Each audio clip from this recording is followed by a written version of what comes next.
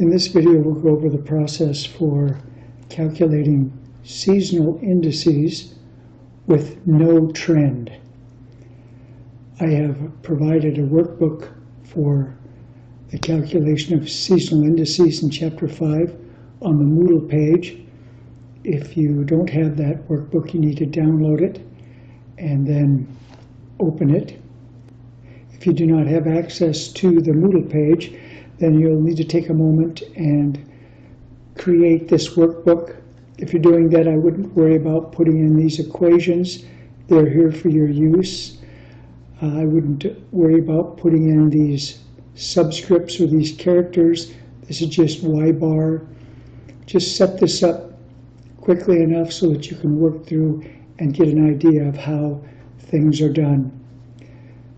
So we'll begin calculating our seasonal indices by completing the first column here, which is to find the average across the periods.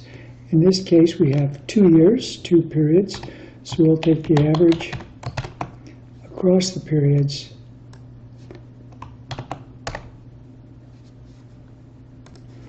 I'll copy this down to all periods. And I need to sum this for my next calculation. The monthly demand, the average monthly demand, is calculated using the sum of the Y bars for each iteration, each period, over the number of periods, which is 12. So I'll take the sum of the Y bars and place it over 12, the number of periods.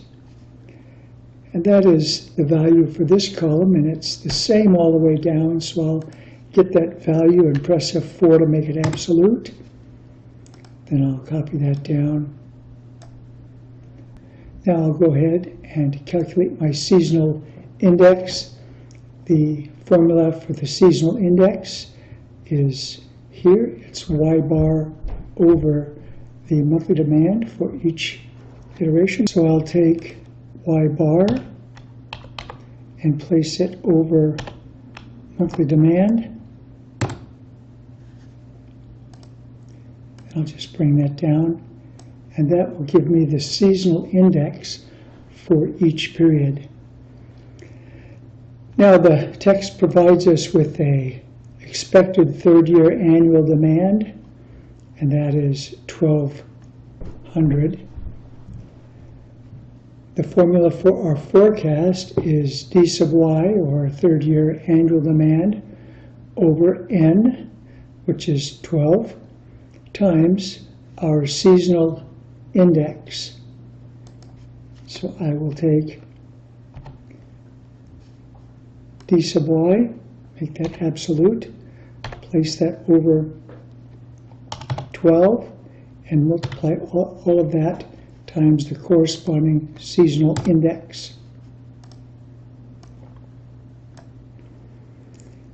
And that provides me with the forecasted values for each month. That's how you use the seasonal indices for data with NoTrend to forecast the next period's or next year's annual demand that is seasonally adjusted.